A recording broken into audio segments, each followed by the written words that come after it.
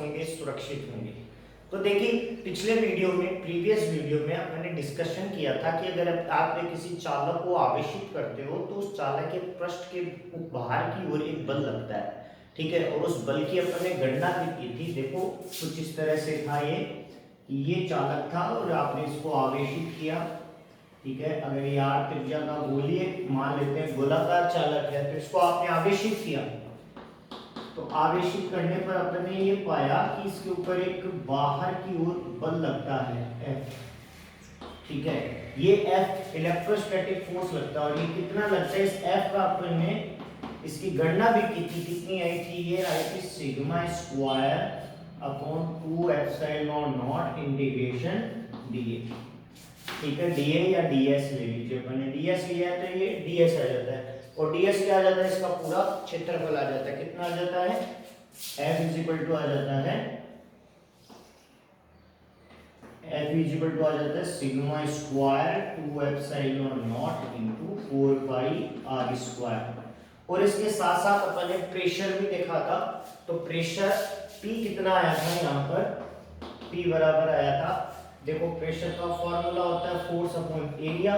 तो देखो ये एरिया कैंसिल हो जाएगा तो अपने पास प्रेशर जो आएगा वो आएगा sigma square upon 2 epsilon not, ठीक है। और आप इस प्रेशर को और मॉडिफाई कर सकते हो। देखिए आपके पास सिग्मा जो होता है वो क्या होता है, sigma E is equal to क्या होता है, E इज इक्वल टू होता है सिग्मा अपॉन एप्सिलॉन नॉट। तो आप इस E की जगह क्या लिख सकते हो, सिग्मा की जगह क्या लिख सकते हो, E एप्सिलॉन नॉट। तो यहां से देखिए P इज इक्वल टू कितना आ जाएगा, E square epsilon not square upon 2 epsilon not. तो ये प्रेशर आ जाता है P इज इक्वल टू 1/2। देखिए एप्सिलॉन नॉट और यहाँ एप्सिलॉन नॉट, तो देखिए क्या आ जाएगा, E square upon into epsilon not. तो ये अपने पास प्रेशर आया था और ये अपने पास फोर्स आया था। कब आया था ये फोर्स और प्रेशर, यानी ये बल और दाब कब आए थे, जब आपने इस चालक को क्या किया है, आवेशित किया, चार्ज किया। तो अपन ने ये भी एक्सपीरियंस किया कि यहाँ जो फोर्स की डायरेक्शन है वो किधर है, बाहर है, आउटवर्ड है। अब अपन देखते हैं कि अब मान लो आपने इतना चार्ज किया, आप कुछ और चार्ज में इस चालक को देना चाहते हो। तो और चार्ज देना चाहते हो तो मान लो मैं यहाँ पर पॉजिटिव चार्ज ही इसको और देना चाह रहा हूँ। तो आप सबको पता है कि अगर मैं यहाँ इस पॉजिटिव के पास में एक आवेश और रखना चाहूंगा तो मुझे क्या, इन दोनों आवेशों के मध्य नेचुरली क्या होगा, प्राकृतिक रूप से इन दोनों में क्या हो रहा है, प्रतिकर्षण हो रहा है। तो मुझे क्या करना पड़ेगा, इस बल के विरुद्ध काम करना पड़ेगा और यह किया गया काम इसके अंदर वैद्युत स्थितिज ऊर्जा में संचित हो जाता है। किसके ऊपर, इस चालक के ऊपर।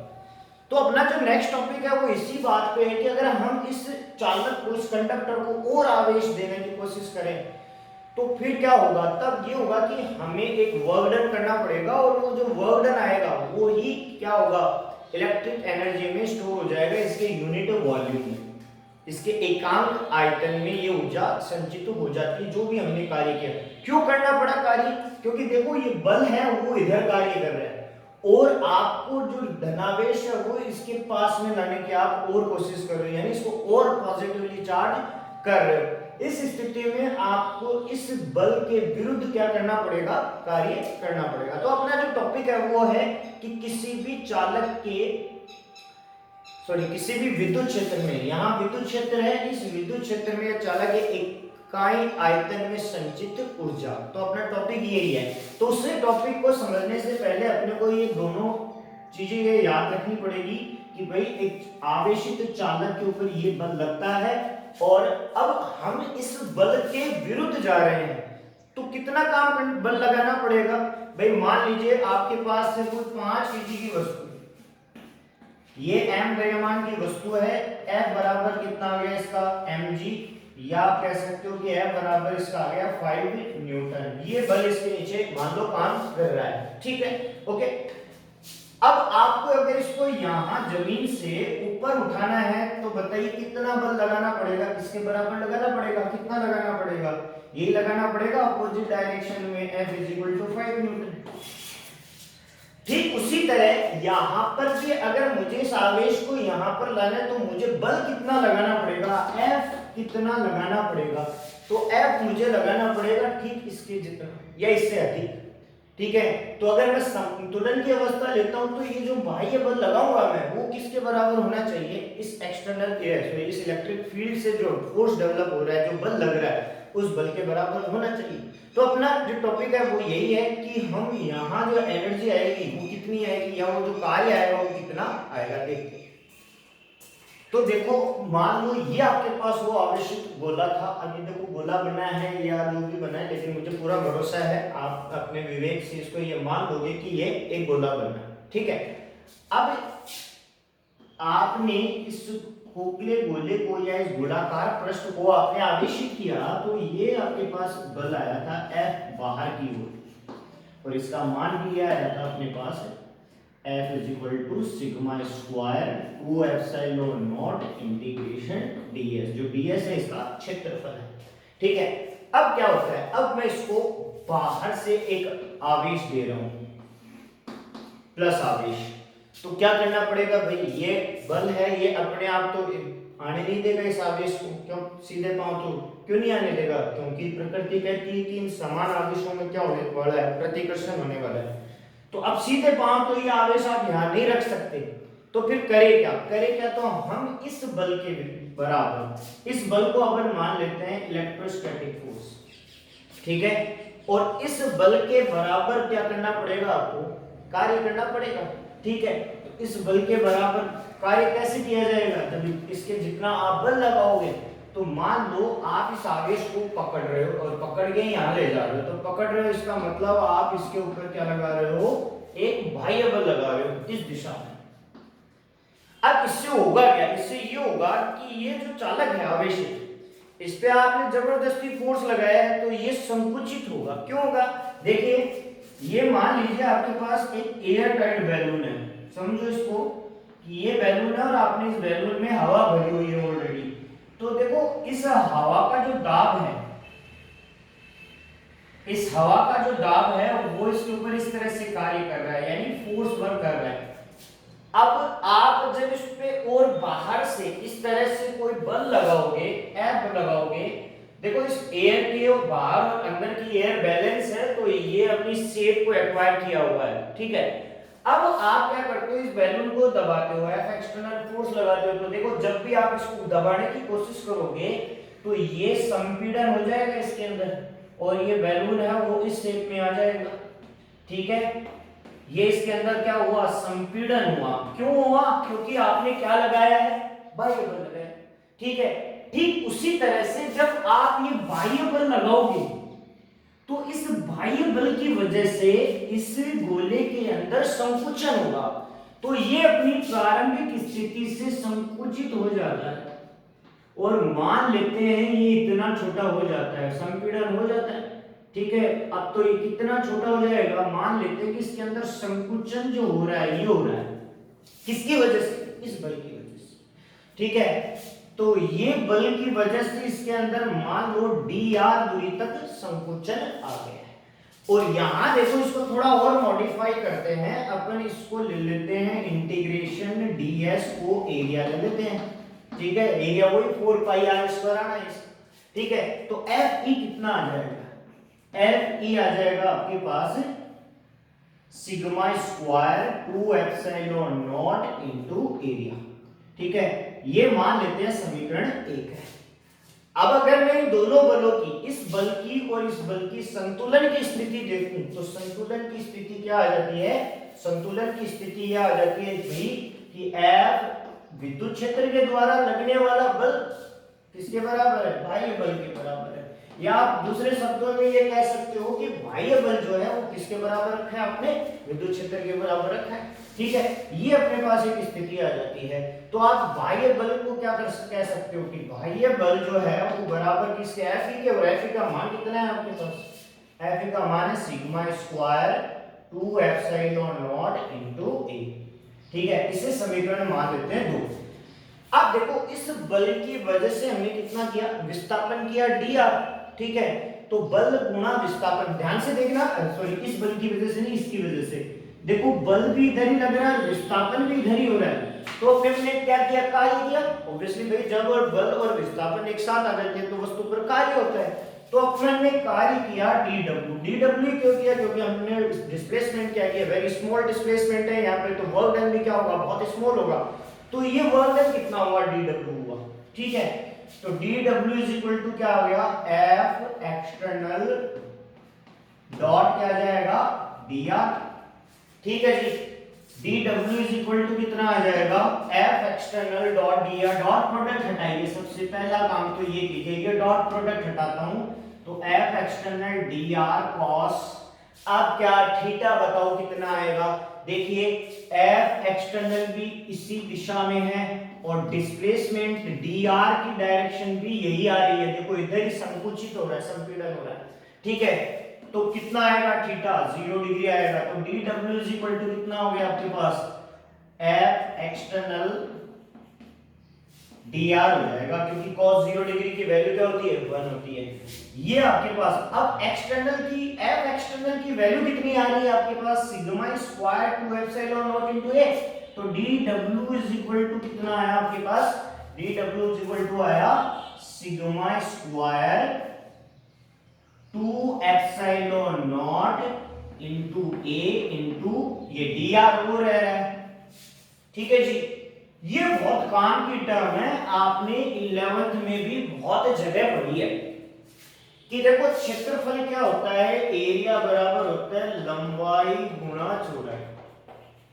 ठीक है, और अगर मैं आयतन क्या होता है, लंबाई गुणा चौड़ाई, और ये आता है आयतन होता है, देखो लंबाई गुणा चौड़ाई गुणा ऊंचाई, ऊंचाई या दूरी, ये अपने पास आयतन का फॉर्मूला होता है। तो देखो लंबाई और चौड़ाई तो किसमें आ गई है, क्षेत्रफल में आ गई है। तो वॉल्यूम का फॉर्मूला क्या बनेगा, वॉल्यूम का फॉर्मूला बनेगा एरिया, और ऊंचाई का फॉर्मूला h होता है। तो area into height, area into height को भी आप क्या बोल सकते हो, वॉल्यूम बोल सकते हैं, यानी क्षेत्रफल और ऊंचाई के गुणनफल को भी अपन क्या बोल सकते हैं, आयतन बोल सकते हैं। अब यहाँ ऊंचाई h क्या है, तो देखो पहले तो अपन एरिया की बात कर लेते हैं, तो एरिया कितना है, a है। अब ऊंचाई की जगह अपने द्वारा चली गई ये दूरी है, ये वाली दूरी, तो मैं h की जगह क्या ले लेता हूं, dr ले लेता हूं। तो h बहुत अल्प है, तो ये आयतन भी क्या हो जाएगा, अल्प हो जाएगा, dv। तो dv इज इक्वल टू क्या हो जाएगा, a इनटू dr। तो ये देखो ये वाली टर्म यानी a इनटू dr को मैं क्या लिख सकता हूं, a इनटू dr को मैं लिख सकता हूं dv। तो अपने पास क्या आ जाएगा, देखो result dw is equal to क्या आ जाएगा, इसको यहीं रख लेते हैं। तो dw यहां पर लिख दो आप, अतः जिससे आपको कंफ्यूजन नहीं होगा, और यहां पर लिख दो चूंकि एरिया बराबर ये होता है। तो अब देखो dv है उसमें a डॉट इनटू dr है, तो a इनटू dr की जगह मैं dv लिख दूंगा। तो मेरे पास dw इज इक्वल टू क्या आ जाएगा, sigma square 2 epsilon not into dv। ये किया गया कार्य ही किसमें संचित हो जाएगा, वैद्युत ऊर्जा में संचित हो जाएगा। ठीक है, यानी U इज इक्वल टू कितना आ जाएगा आपके पास, U इज इक्वल टू आ जाएगा आपके पास सिग्मा स्क्वायर du अल्प है, sigma square 2 epsilon not dv।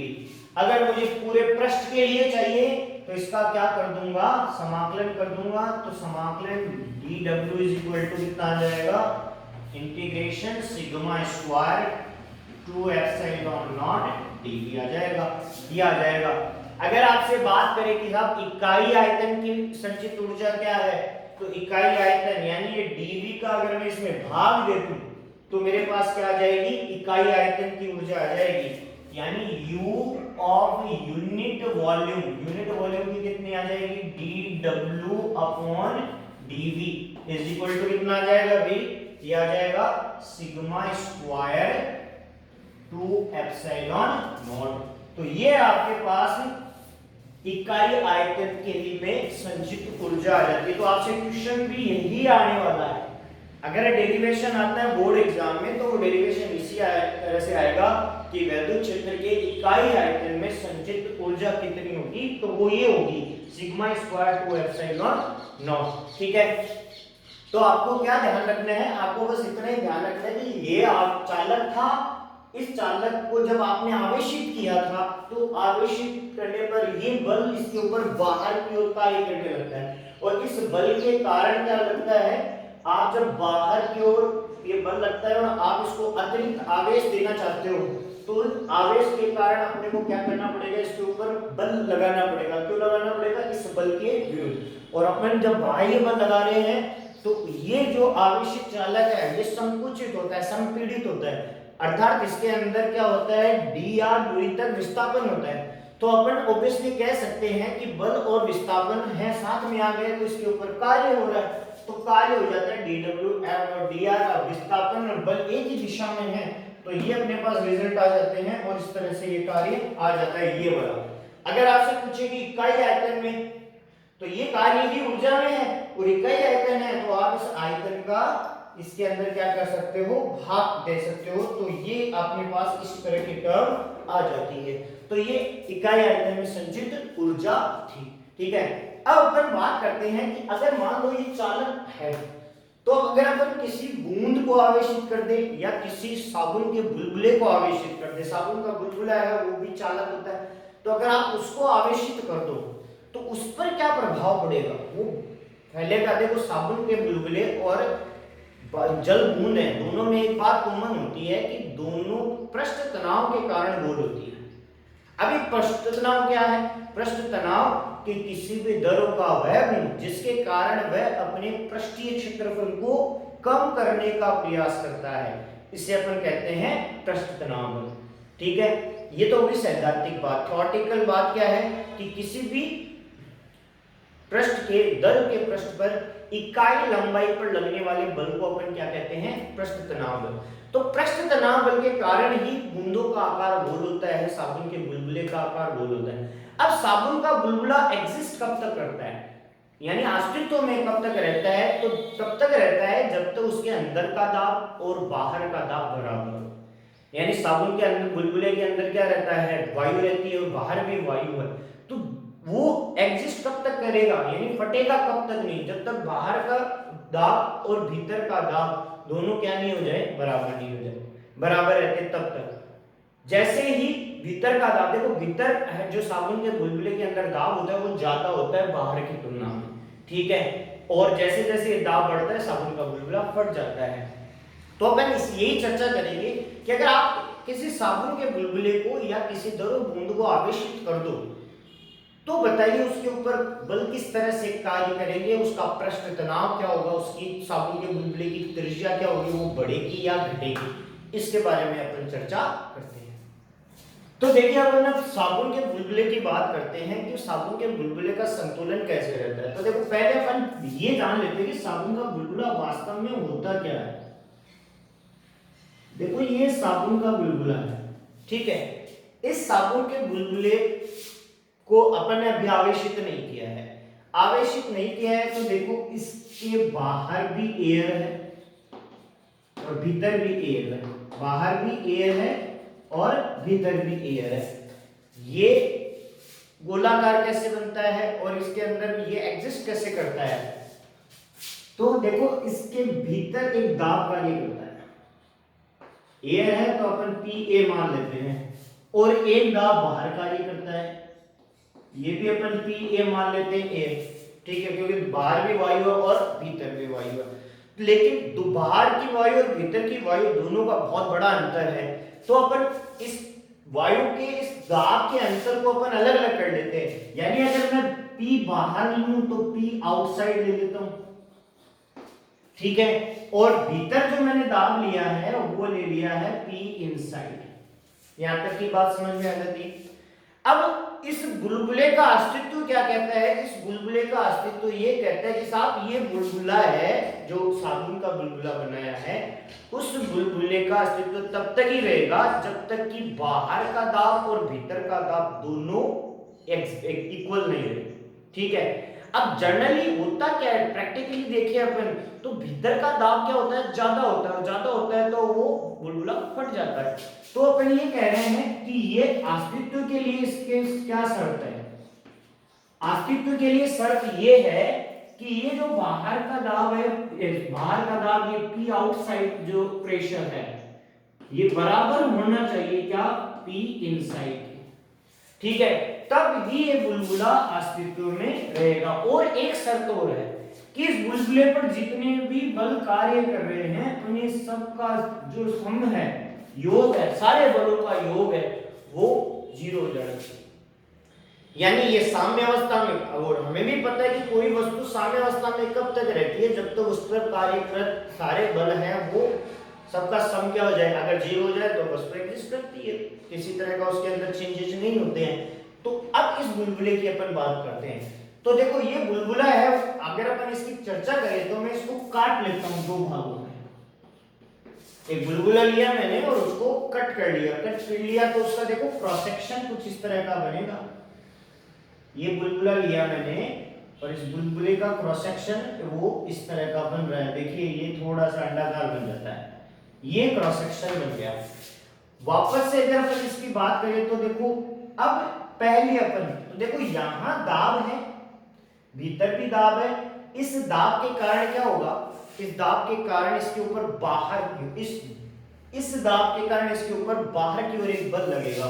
ठीक है, तो अगर मैं इसकी त्रिज्या में मान लेता हूं r, ठीक है, और अगर आप देखो तो ये एरिया लग गया अपना वृत्ताकार एरिया। तो अपन एक तो बाहर की बात कर लेते हैं और एक इसके भीतर। तो भीतर देखो दाब की डायरेक्शन, दिशा क्या थी, ये थी, तो अपने पास P इनसाइड कितना आ जाएगा, ये आ जाएगा P इनसाइड। और एक दाब इधर से काम कर रहा है बाहर से, तो यहां ये दाब तो मान लिया अपन ने P इन और ये दाब मान लिया P आउट। तो अगर मैं बल देखूं तो एक बल आ जाएगा F इनसाइड, इनसाइड बल क्या आ जाएगा, देखो F इनसाइड आ जाएगा भाई P इनसाइड इनटू एरिया। ठीक है, और दूसरा बल मैं मानू आउटसाइड, तो F आउटसाइड कितना आ जाएगा, P आउट इनटू एरिया। भाई बल का फॉर्मूला क्या होता है, दाब गुणा क्षेत्रफल। तो दाब दिया गया और ये इसका क्षेत्रफल जो भी आएगा वो अपन क्षेत्रफल दे देंगे। ठीक है, और ऐसे P आउट आ जाएगा P आउट इनटू एरिया। ठीक है, ये अपने पास रिजल्ट आते हैं। अब F, ये तो 2 बल आ गए, अब अपन इसको करते हैं आवेशित। अब अपन इसको करते हैं आवेशित। आवेशित करने पर अपन ने देखा कि एक और बल कार्य कर रहा है, करने लग जाता है इसके ऊपर, और जिसकी दिशा किधर होती है, बाहर की होती है। तो अपन ने इसको मान लिया इलेक्ट्रोस्टैटिक फोर्स।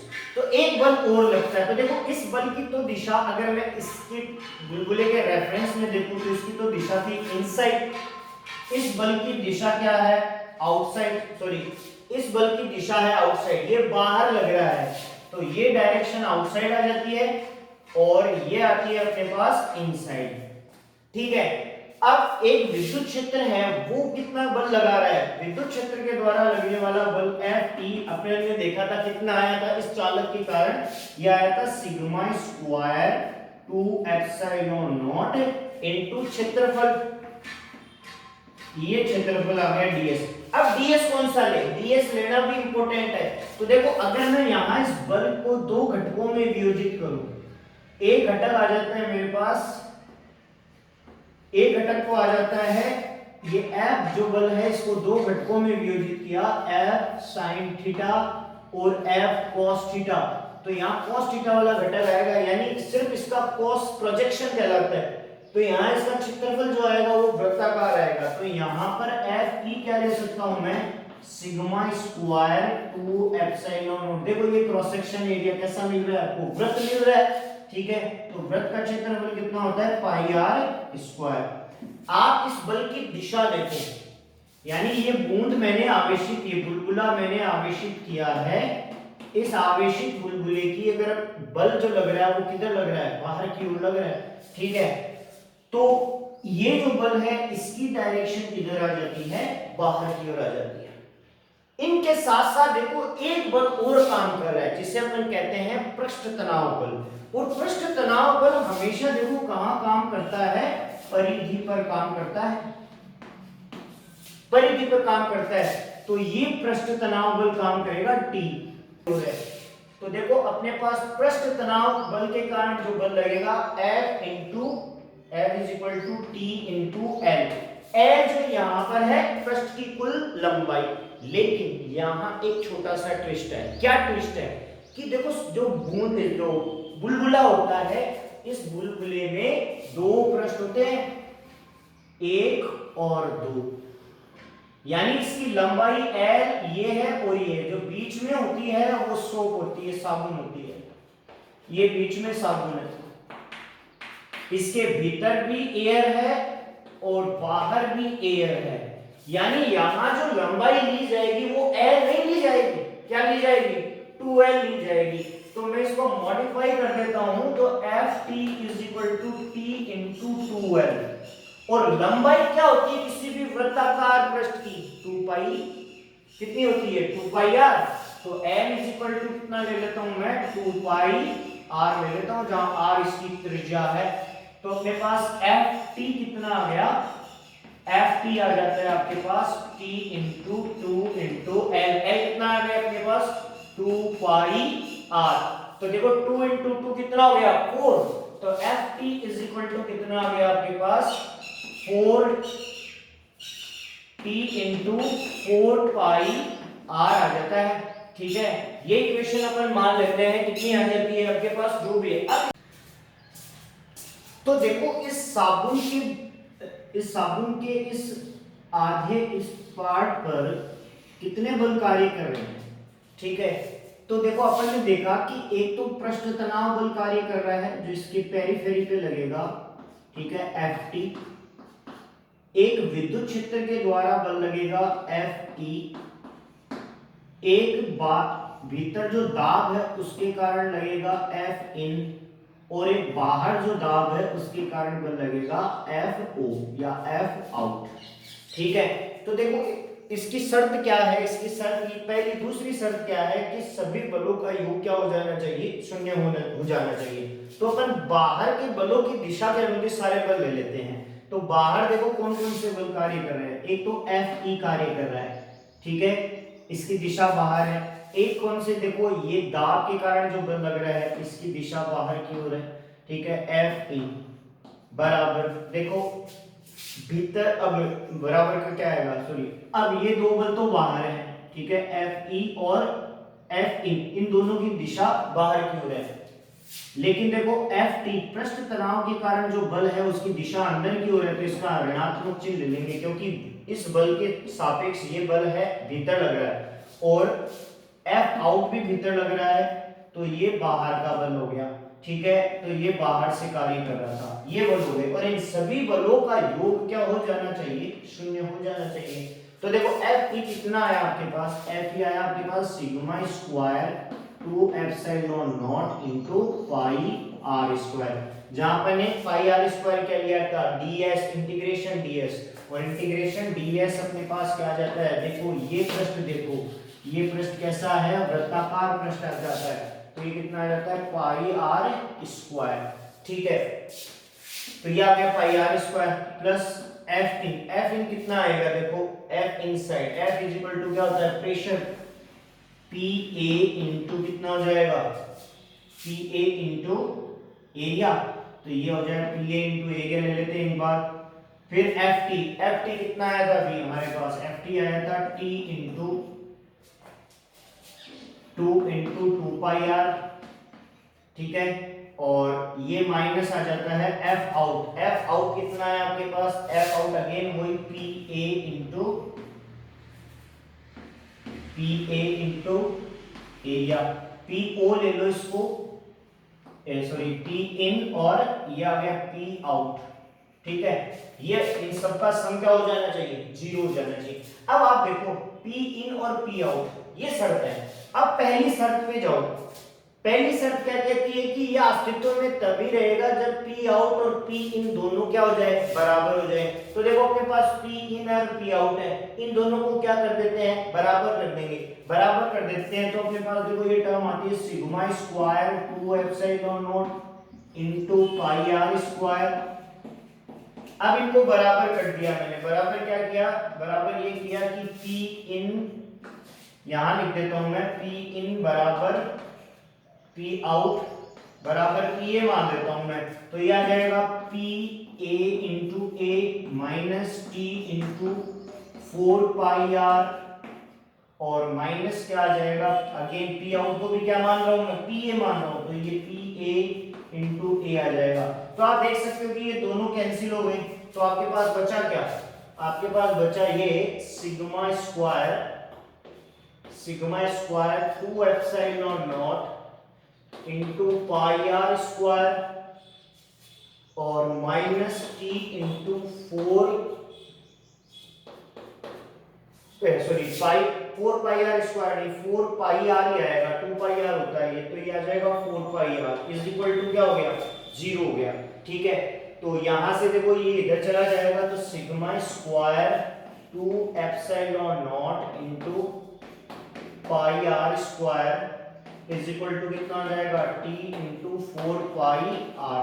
आप देख सकते हो कि यहाँ आर कैंसिल हो जाता है, तो sigma square 2 epsilon not into, ये पाई भी कैंसिल हो रहा है, तो अपने पास आर रह जाता है और ये रह जाता है 4t। ठीक है, तो आर चाहिए अगर अपने को इसकी त्रिज्या चाहिए साबुन के बुलबुले की, तो त्रिज्या कितनी आ जाएगी, आर इज इक्वल टू आ जाएगी अपने पास 4t 8t आ जाएगा, 2 इससे मल्टीप्लाई हो जाएगा, तो 8t एप्सिलॉन नॉट अपॉन कितना आ जाएगा, सिग्मा स्क्वायर। अगर मैं इसका प्रश्न, तो देखो इस आवेशित साबुन के बुलबुले पर अपने को ये बल प्राप्त हुए, F विद्युत क्षेत्र के कारण लगने वाला बल बाहर की ओर, Fe इस इनसाइड, ये भी बाहर की ओर काम कर रहे हैं इस बूंद के भीतर। ठीक है, एक पृष्ठ तनाव बल जो बूंद के अंदर की ओर काम कर रहा है, संकुचित करने का प्रयास कर रहा है, और एक वातावरण के अंदर जो वायु है उसके कारण, वायु दाब के कारण लगने वाला बल, और ये इसकी शर्त थी इसके अस्तित्व की। तो अगर अपन स्थिर वैद्युत की का ये लिखा है, तो ये आ गया sigma square 2 epsilon not T inside a, और इसकी सहायता से अपने आर का परिकलन किया है। तो आपसे सीधा क्वेश्चन देता है कि किसी साबुन के बुलबुले का आवेश घनत्व तो ये है, पृष्ठ तनाव दिया होगा आपको आर की वैल्यू पूछ सकता है, तो यहां से पृष्ठ तनाव भी पूछा जा सकता है। तो देखो पहला टॉपिक क्या आता है, इसकी त्रिज्या अपन ने निकाल ली, पृष्ठ तनाव निकालते हैं। तो यहां से देखो पृष्ठ तनाव T इज इक्वल टू कितना आ जाएगा, T इज इक्वल टू आपके पास आ जाएगा सिग्मा स्क्वायर r अपॉन कितना आ जाएगा 8 एप्सिलॉन नॉट। ठीक है, यहां से ये पृष्ठ तनाव की भी गणना कर सकते हो। अब कई बार क्या होता है, आपको दाब आधिक्य पूछता है। दाब आधिक्य क्या होता है, मान लो अपन ने देखो ये जो डेरिवेशन जब किया था, तो अपन ने ये माना है कि P इनसाइड बराबर क्या मान लिया आपने, P आउटसाइड। ठीक है, जबकि नॉर्मली ऐसा होता नहीं है, अपन इन दोनों को बराबर मान के चल रहे थे। लेकिन अब आपको दाब आधिक्य पूछ ले कि भाई दाब का अंतर कितना है यहाँ पर, तब क्या स्थिति होगी। तो देखिए दाब आधिक्य क्या होता है, दाब आधिक्य ये होता है कि बाहर जितना दाब है और भीतर जितना दाब है, उन दोनों का अंतर क्या कहलाता है, दाब आधिक्य कहलाता है। और ध्यान रखना, चाहे बुलबुला हो चाहे जल की बूंद हो, उनके भीतर जो दाब होता है वो बाहर के दाब से अधिक होता है। ठीक है, तो देखो इनके भीतर इस दाब को अपन P इनसाइड वाला जो प्रेशर है वो ज्यादा लेते हैं P आउटसाइड के प्रेशर से। तो दाब आधिक्य क्या होता है, दाब आधिक्य होता है भाई P, और P बराबर होता है P inside minus P outside. तो कई बार आपको या तो दाब आधिक्य पूछ लेता है या बोलता है कि भीतर का दाब बताइए, तो भीतर का दाब ये आ जाता है P इनसाइड। ठीक है, P inside minus P outside. तो यहां से देखो इस फॉर्मूले से, इस इक्वेशन से देखो आप, तो अपने पास क्या आ रहा है, देखो P इस बाकी पी ए और इस पी आउट को, इन दो टर्म को रख लेते हैं, बाकी की टर्म को उधेड़े जाते हैं। तो आपके पास देखो क्या आता है, P in A pressure inside into area minus क्या आ जाएगा, पी आउट या पीओ ले लेता हूं इसको, PO into A is equal to कितना आएगा, देखो ये 40 पाई आर तो इधर चला जाएगा, तो कितना जाएगा 40 पाई आर माइनस क्या आ जाएगा, sigma square A 2 epsilon not. तो देखो P इन A कॉमन लेता हूं, इस टर्म में कॉमन आ जाएगा A, ठीक है। और ये जो एरिया आता है यूनिट एरिया का लेता हूं मैं, ठीक है। तो दाब अधिक्य कितना आ जाएगा अपने पास, दाब अधिक्य आ जाएगा P inside minus P outside is equal to कितना आ जाएगा 40 पाई आर, और यूनिट एरिया में लेते हैं तो इससे भी मल्टीप्लाई कर दो आप पूरे एरिया के लिए, तो ये अपने पास आ जाएगा 40 अपन पर यूनिट एरिया, तो कितना आ जाएगा पाई आर स्क्वायर, तो ये आ जाएगा 40 pi are upon area, area कितना है आपके पास पाई आर स्क्वायर, तो ये आ जाएगा पाई आर स्क्वायर, ए कॉमन लिया है मैंने, ठीक है। तो यहाँ ये देखो एरिया कॉमन ले लिया मैंने, यहाँ एरिया कॉमन ले लिया, और यहाँ पर भी एरिया कॉमन लेता हूँ मैं, तो कितना आ जाता है 40 पाई आर अपॉन ए, और यहाँ एक एरिया कॉमन है, तो आ जाएगा सिग्मा स्क्वायर 2 एप्सिलॉन नॉट। तो देखो एरिया क्या आ गया पाई आर स्क्वायर, तो पाई आर स्क्वायर यहाँ आएगा, पाई आर स्क्वायर यहाँ आएगा, ये एरिया कॉमन लिया मैंने, तो देखो ये एरिया तो कैंसिल हो गया, तो P inside minus P outside is equal to, अब देखो 40 पाई आर है और अपॉन में आएगा पाई आर स्क्वायर और ये आर कैंसिल हो जाएगा, तो अपने पास 40 कितना रह जाएगा 40 अपॉन आर रह जाएगा, जहां माइनस कितना आ जाएगा sigma square 2 epsilon not, A बराबर मैंने क्या लिया है पाई आर स्क्वायर लिया है।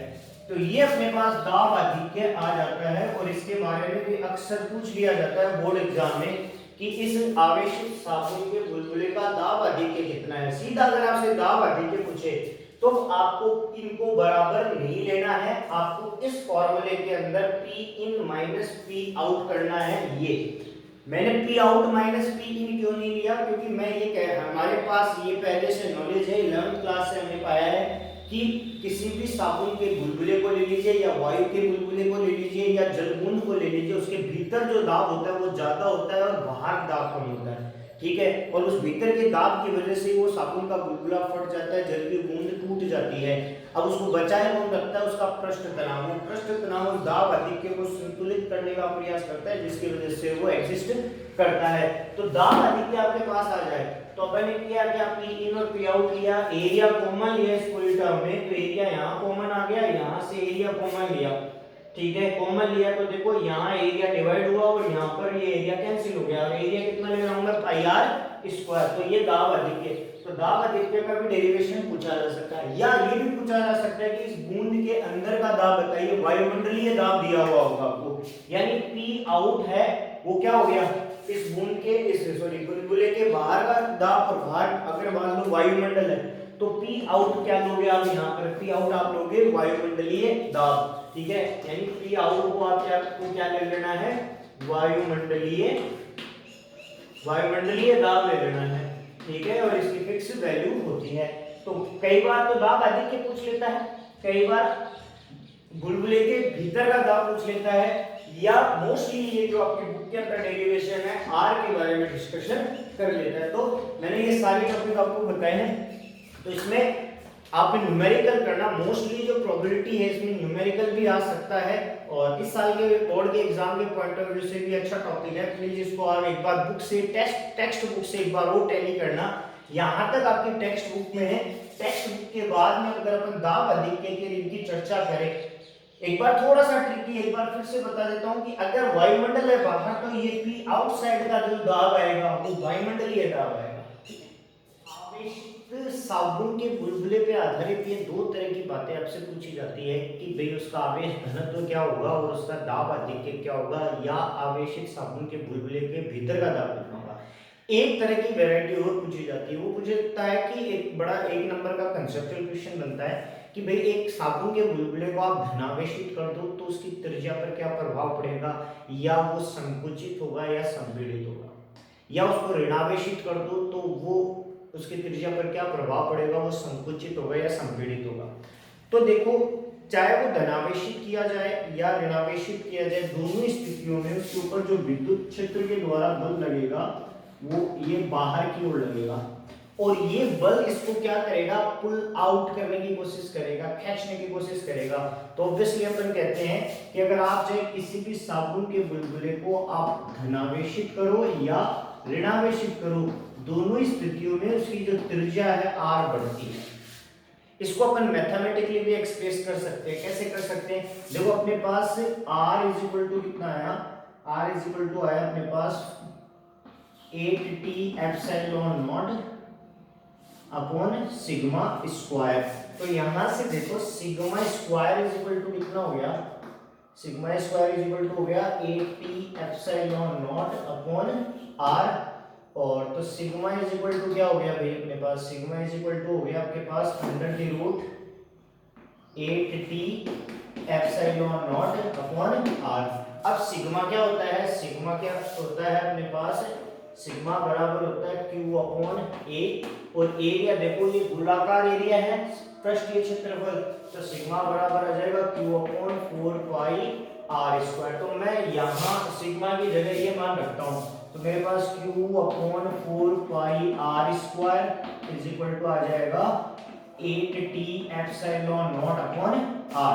ठीक है, तो q बराबर कितना आ जाएगा, q बराबर आ जाएगा 4 pi r square into 8t epsilon not, ठीक है, अपॉन में r है। आप r स्क्वायर को भीतर लेके जाओगे क्या आएगा, r की घात 4 आएगी, और a अपॉन में है तो 4 यहाँ पर r की घात 4 है। चलो थोड़ा और सॉल्व कर लेते हैं इसको। q बराबर आपके पास आ जाता है 4 पाई, इस r स्क्वायर को रूट में लेके जाऊंगा तो आ जाएगा 8t एप्सिलॉन नॉट r की घात 4 बटे r। तो अपने पास q बराबर कितना रह जाता है, q बराबर आ जाता है 4 pi under the root 8t epsilon naught r cube. तो ये रिलेशन आता है, तो ये रिलेशन क्या कहता है कि भाई q जो है वो डायरेक्टली प्रोपोर्शनल है, अगर मैं इन सारी चीजों को कांस्टेंट मानूं तो डायरेक्टली प्रोपोर्शनल है r की घात, देखो रूट का मतलब क्या होता है 1/2, तो ये रूट r क्यूब के। ठीक है, तो आप कह सकते हो कि अगर आप q का मान बढ़ाओगे तो किसका मान बढ़ेगा, त्रिज्या का मान बढ़ेगा।